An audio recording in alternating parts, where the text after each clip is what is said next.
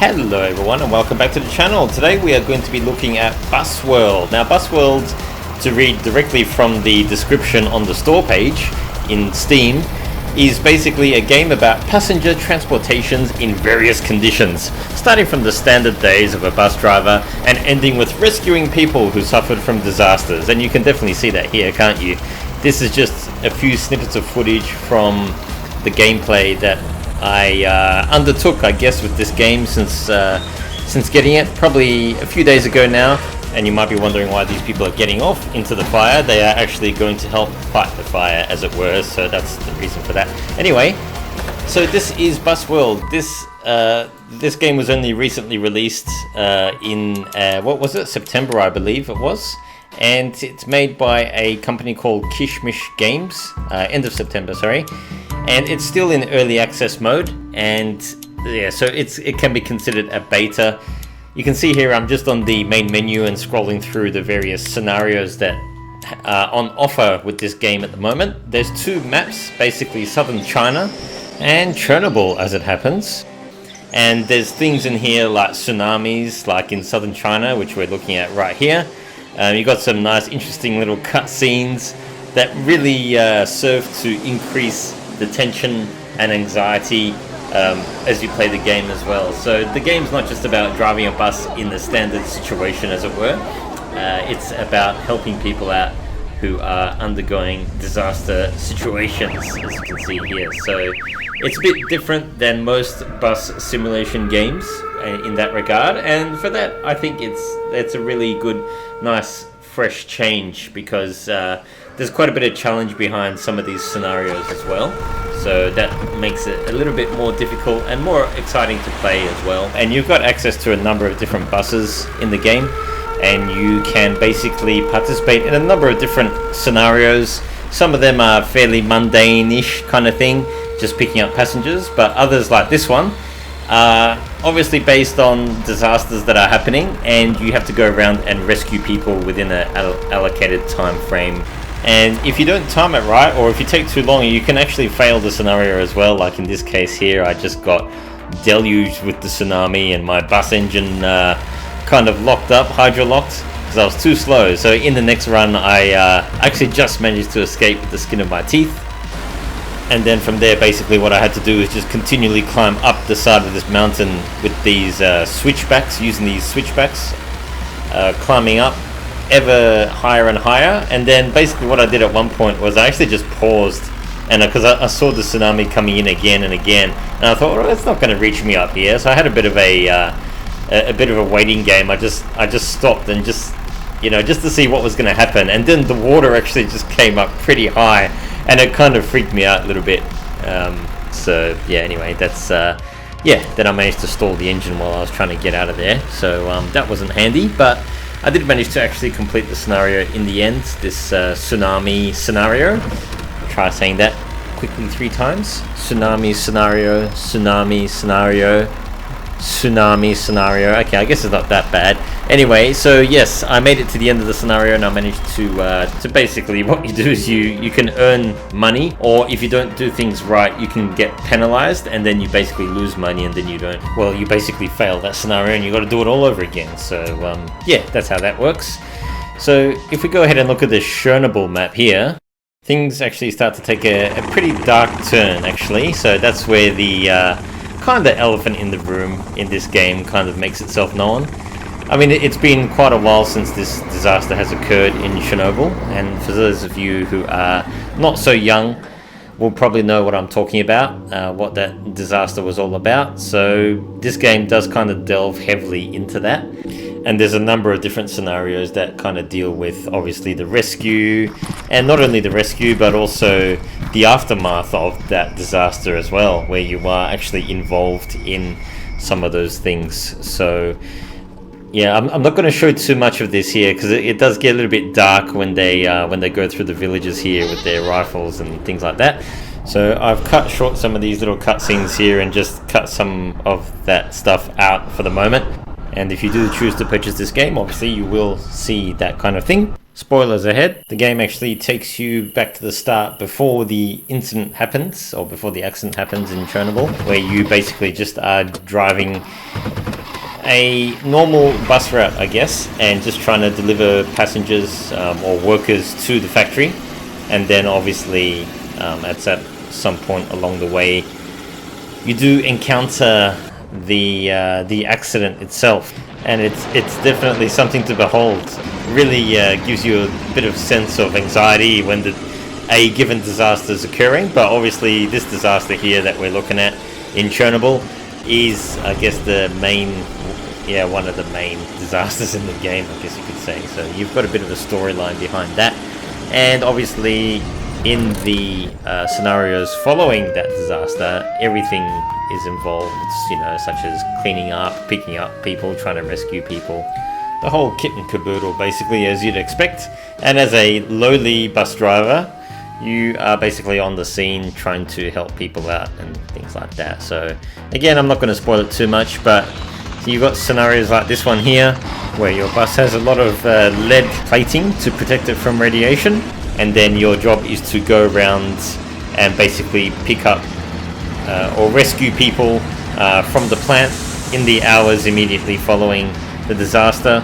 And you do have things like radiation meters and things like that to keep an eye on, so you don't get too much radiation. If you hang around for too long, if you drive too slow, you can fail those scenarios like that as well, because you're too irradiated. But aside from just rescuing people as well, you've got more analytical scenarios, where what we're doing here, we have to drive around the power plant, and we have to keep our speed at a certain speed. And then basically you've got an analyst inside the bus who's measuring radiation levels and things like that as you drive around the plant. So that's pretty interesting.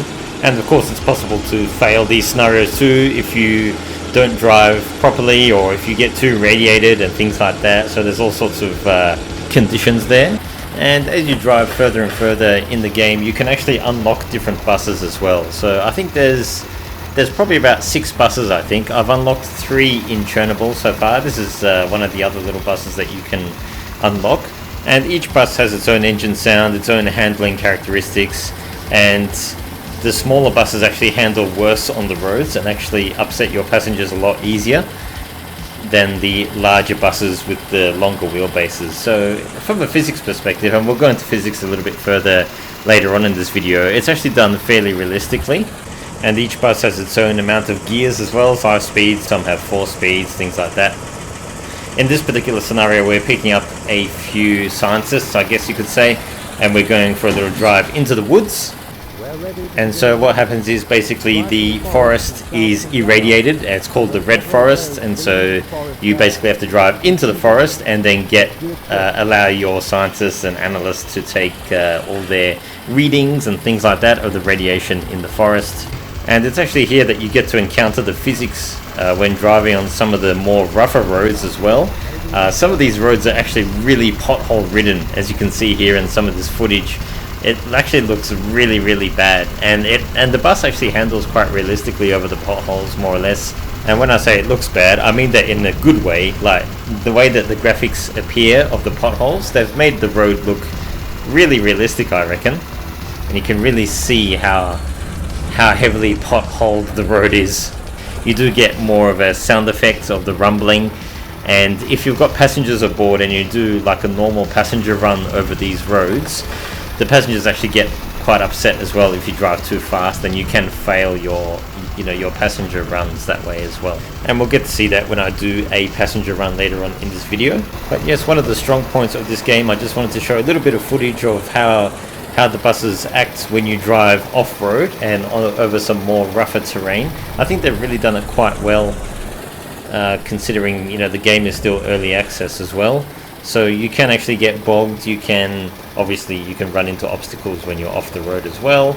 And you do have to be careful when you're driving on these forest trails. And at some points it can get actually quite hairy as well. You do have like rocks and things like that are actually modeled in 3D, and you can run over those rocks, and you can see how the bus kind of reacts as well. Like you don't obviously want to go too fast over these rocks, because you can apparently damage the bus by doing so. If if you're into this kind of thing where you're driving buses and just the physics aspect of driving as well, I think you'll really enjoy this game for that reason. As I said before, these types of scenarios just add more of a challenge to the game. You can see you've got your radiation meters up the top right there at the very top, so if you hang around in one area too long, you can get too far irradiated and then you can fail the scenario. But basically this scenario here is just about driving to certain areas and discovering the radiation zones and allowing your scientists to take their readings, and they will communicate that with you once they take their readings. And then once you have enough readings, then you can just head back out of here, out of the red forest, and discover some of the other aspects of the game as well. Now there are other scenarios that you can obviously also play. It's not all just centered around the Chernobyl disaster. There's actually one scenario there where you have to pick up athletes and just transport them through the main square, I guess you could call it. And basically the challenge there is to keep a certain speed as you move through the area, with all the revelers and fans waving at you as you pass by. And this here is where you get to drive one of the other buses as well on the Chernobyl map, so that's pretty cool. Again, you get different characteristics with the different buses.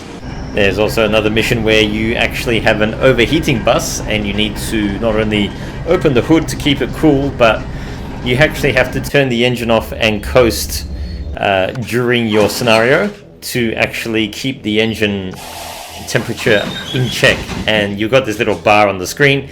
If you let that bar climb too high, you overheat the bus and you fail the scenario. So that's really interesting as well.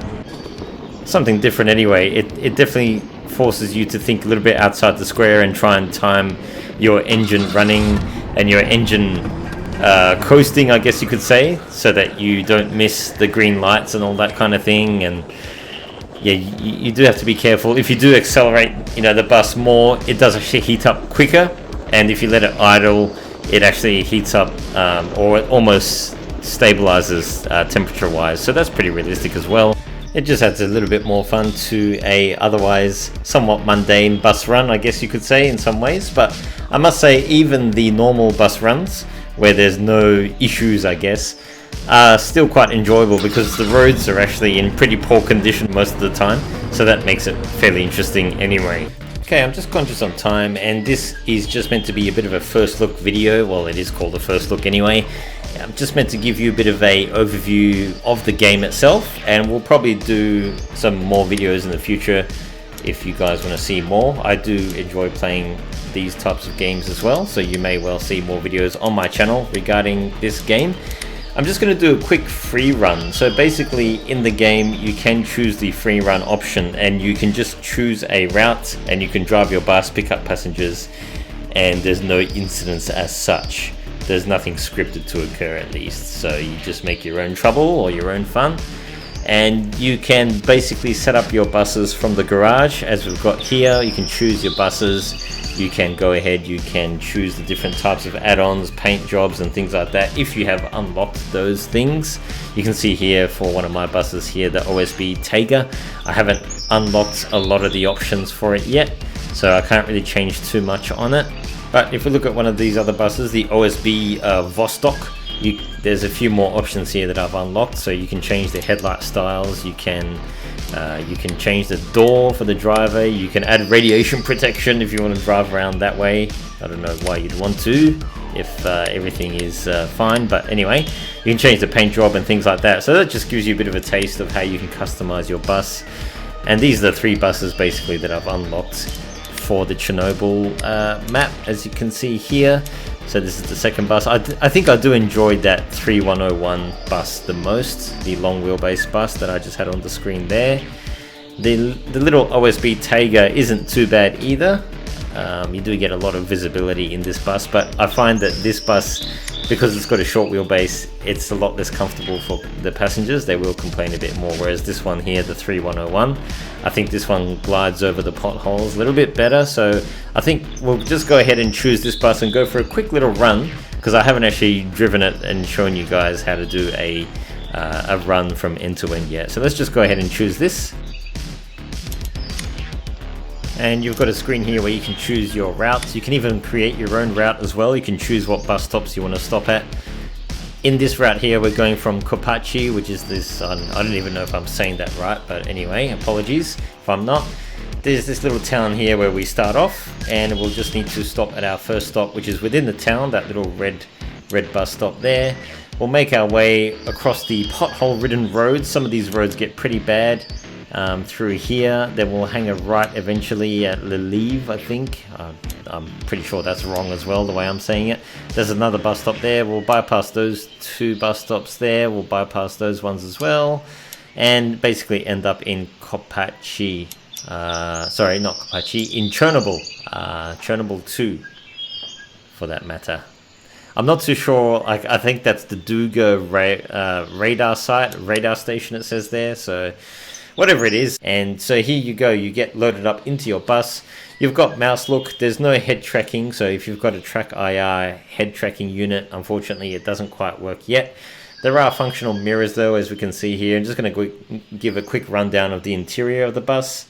So you got your side mirrors. I do wish that the FPS on the mirrors was a bit higher. The frame rates are a bit slow. I think that's just done for performance reasons. But you've got here access to windows and doors, so you can open the window. Unfortunately, because it's a beta, there's no window rolling sounds at the moment. And as far as I know as well, the engine sound doesn't get louder if you wind the window down like some of the other simulators do. So I must say I have actually got my Logitech G27 steering wheel plugged in here at the moment.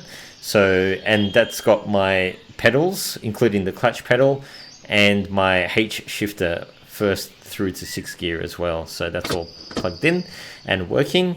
You can see here that you can actually click certain controls within the bus. You can actually activate turn signals, the handbrake, the window, and the door as well. I'm not too sure how the door works, but I'll have a look at that later anyway. So yes, you can actually activate certain controls within the bus. You can start the engine. There's even a little control stack here. You can activate the cabin lights, and you can turn on interior lights, headlights, things like that. So that's all there as well. And you've got a clock there, obviously, and you've got your little timetable clipboard as well. So we'll just hop outside real quick. Just going to spend a little bit of time looking at the exterior. So as I said, I do have my Logitech G27 force feedback wheel plugged in. So I get a full 900 degrees of steering wheel movement, which is really handy because if you've ever played these kinds of games, you really don't want to play it with the arrow keys on your keyboard because, yeah, a game like this, you need precision when you're driving around potholes and things like that and turning corners. You want to make sure that you're turning those corners fine without clipping anything and all that sort of good stuff. So this is obviously the external view. You can open and close your doors individually as well. I'm just hitting both buttons there to close both the front and rear doors at the same time, but you can open the front or the rear doors separately if you wish.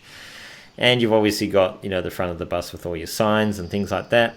Now you do have access to a free camera view as well.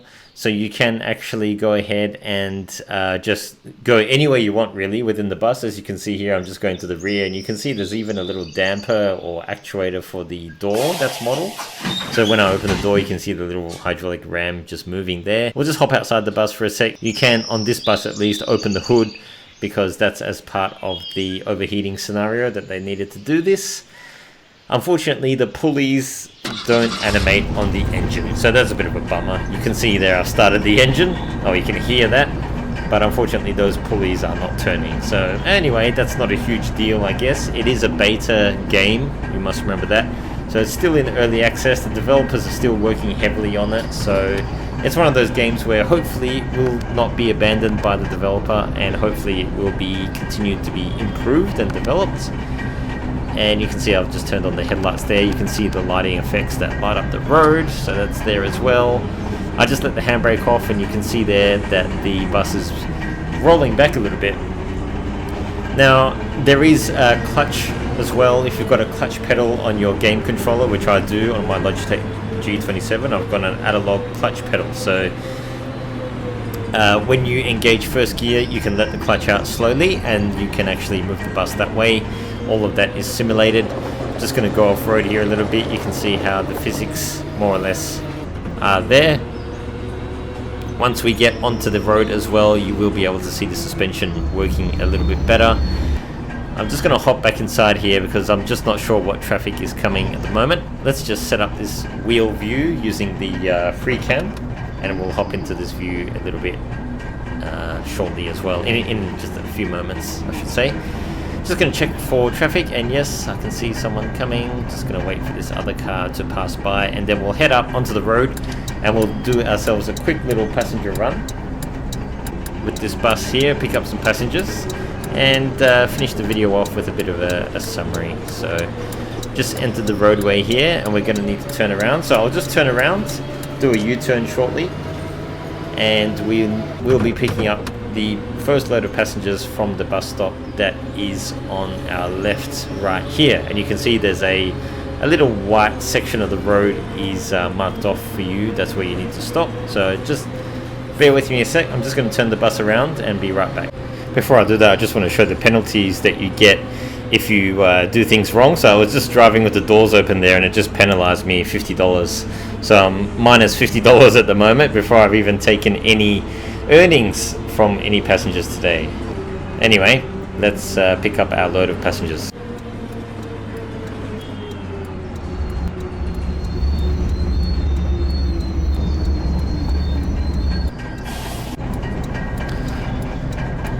Come on everyone, get on the bus. We've got some traffic waiting behind us, and off we go. So obviously into first gear, indicate out, and we've got some rather rough road coming up ahead of us, so you'll get to see how the passengers will get upset if we drive too fast on these roads.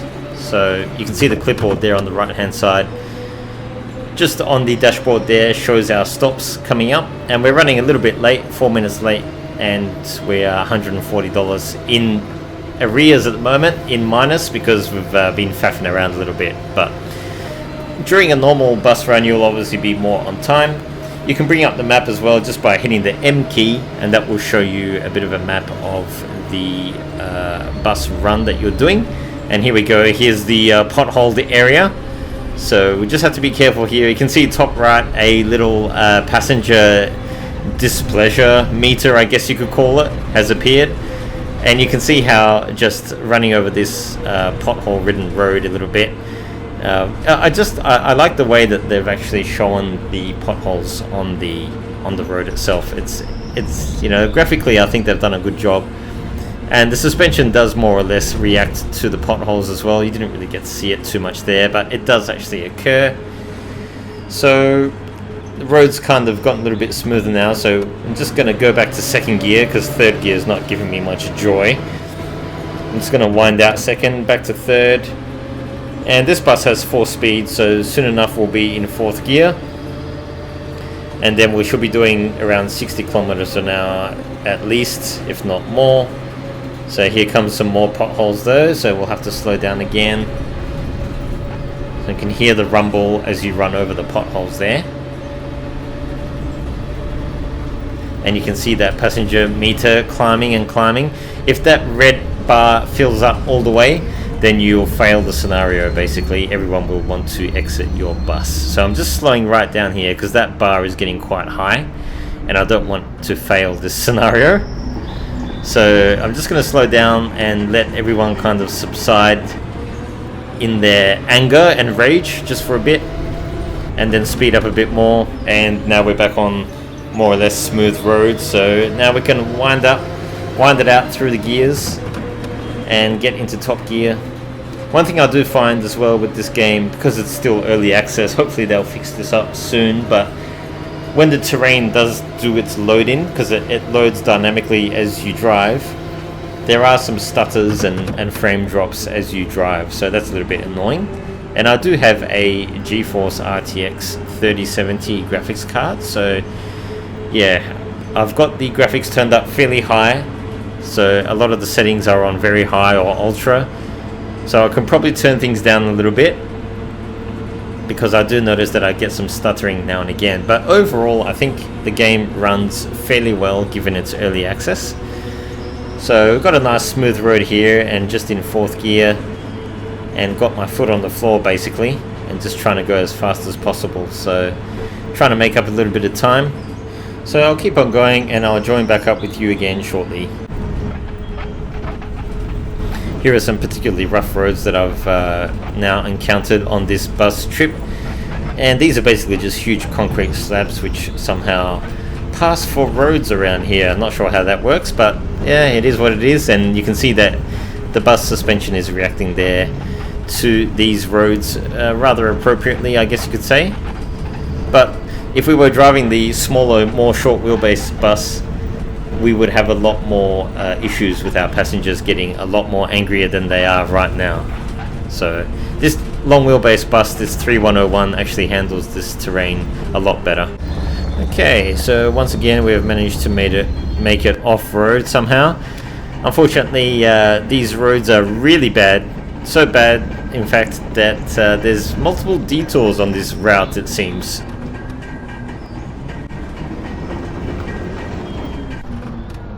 And I've just managed to stall the engine, so now I've just got the clutch in and I'm just basically rolling on this dirt road.